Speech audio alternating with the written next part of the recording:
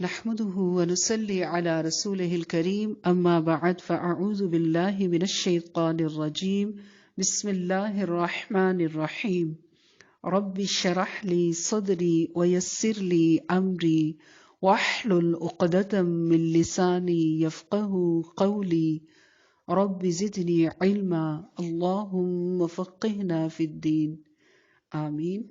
السلام علیکم ورحمۃ اللہ وبرکاتہ. آج کی جو حدیث ہے وہ ہے حسن الظن یعنی اچھا گمان. آئیے دیکھتے ہیں. قال رسول اللہ صلی اللہ علیہ وسلم حسن الظن من حسن العبادہ. حسن الظن من حسن العبادہ. رواہ ابو داؤد. اللہ کے رسول صلی اللہ علیہ وسلم نے فرمایا کہ کسی مسلمان بھائی کے بارے میں اچھا گمان رکھنا عبادت کرنے کی طرح ہے. The messenger of Allah, peace be upon him, said, To think well of another is equal to an act of worship. اس حدیث کا مفہوم یہ ہے کہ کسی بھی مسلمان بہن بھائی کے بارے میں اچھا سوچنا بھی عبادت کی طرح ہے. یہ اتنی اچھی بات ہے کسی مسلمان بھائی کے بارے میں اچھا سوچنا، اچھا گمان کہتے ہیں خیال کو، سوچ کو، کہ اللہ پاک نے اس کو بھی عبادت قرار دیا کہ یہ عبادت ہے. اس کو بھی تم معمولی بات نہ سمجھو. کسی کے بارے میں تم اچھی بات سوچ رہے ہو نا، تو یہ بھی عبادت کی طرح ہے. اور اگر کبھی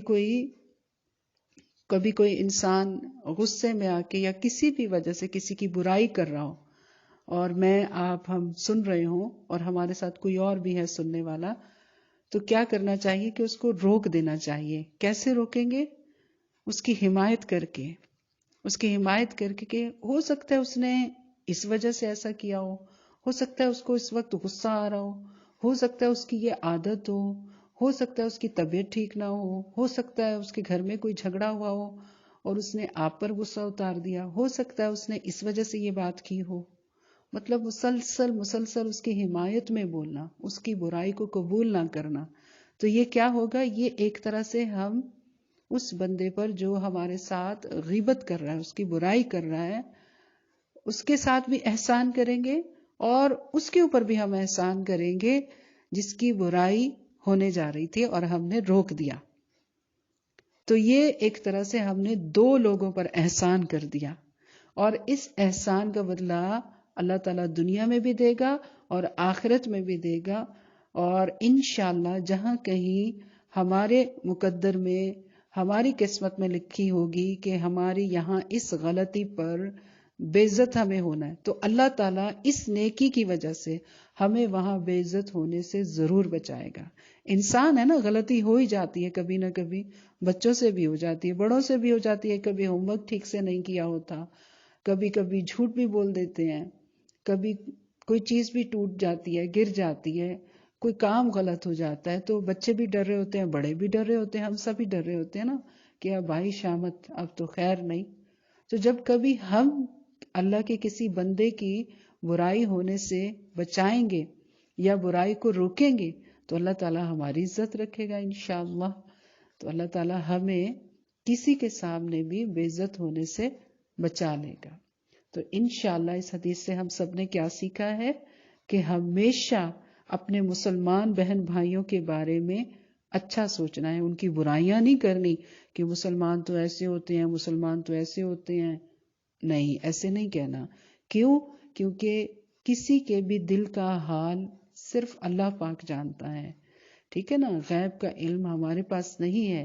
اور ہر شخص کے اندر برائیاں بھی ہوتی ہیں اور اچھائیاں بھی ہوتی ہیں. ٹھیک ہے نا؟ بعض لوگوں میں بہت ساری اچھائیاں ہوتی ہیں، کوئی ایک برائی ہوتی ہے بس اس میں، اور وہ اچھائیاں کسی کو نظر نہیں آتی، بس برائی نظر آ جاتی ہے. تو اب اس کا یہ مطلب تھوڑا ہی ہوتا ہے کہ اچھا اس شخص میں تو برائیاں ہی برائیاں ہیں. تو ہم نے کبھی بھی کسی کے بارے میں یہ نہیں سوچنا کہ کوئی کتنا برا ہے، کوئی کتنا بھی برا ہو، ہم بھی تو اچھے نہیں ہیں نا مکمل طور پہ. ہم فرشتے ہیں کیا ہم سے کوئی غلطی نہیں ہوتی؟ کیا ہم کسی کے بارے میں برا نہیں کہتے؟ ٹھیک ہے، وہ غلطی ہم نہیں کرتے جو ہمارے سامنے والے نے ہم سے کی ہے، لیکن کچھ غلطیاں ہماری بھی تو ایسی ہوتی ہیں کہ جو کوئی دیکھ رہا ہوتا ہے، سن رہا ہوتا ہے، وہی ہمیں برداشت کر رہا ہوتا ہے، اور بڑی مشکل سے وہ برداشت کر رہا ہوتا ہے۔ تو کبھی آپ ان کے ساتھ ان سے پوچھ کے دیکھیں جن کے ساتھ آپ رہ رہے ہو، ماں باپ کے ساتھ، بہن بھائیوں کے ساتھ، ان سے پوچھ کر دیکھیں کیا مجھ میں بھی کوئی عیب ایسا ہے، کوئی برائی ایسی ہے جس سے آپ تنگ ہو؟ آپ یقین جانیے فوراً بتاتے ہیں ہمارے بہن بھائی اور ہمارے والدین کہ تم بہت اچھے ہو، لیکن تمہاری بس ایک برائی سے ہم بڑے تنگ ہیں، وہ جو تمہاری ایک برائی ہے نا، اس کی وجہ سے ہم بڑے ہی پریشان ہیں۔ یا آپ جس سے بھی پوچھیں یہ مسئلہ ہر گھر کے اندر موجود ہے، ٹھیک ہے نا؟ تو ہم نے کبھی بھی اس حدیث سے ہم نے کیا سیکھا ہے؟ یاد رکھنا ہے، حدیث صرف سننی اور پڑھنی نہیں ہے، اس پہ عمل کرنے کی کوشش اور دعا مانگنی ہے۔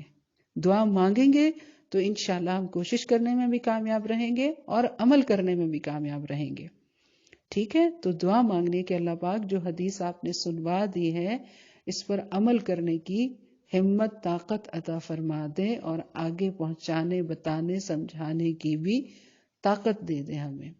آمین ثم آمین۔ بس آج کے لیے اتنا کافی ہے۔ سبحانک اللہم وبحمدک نشہد ان لا الہ الا انت نستغفرک ونتوب الیک۔ آمین ثم آمین۔ والسلام علیکم ورحمۃ اللہ وبرکاتہ۔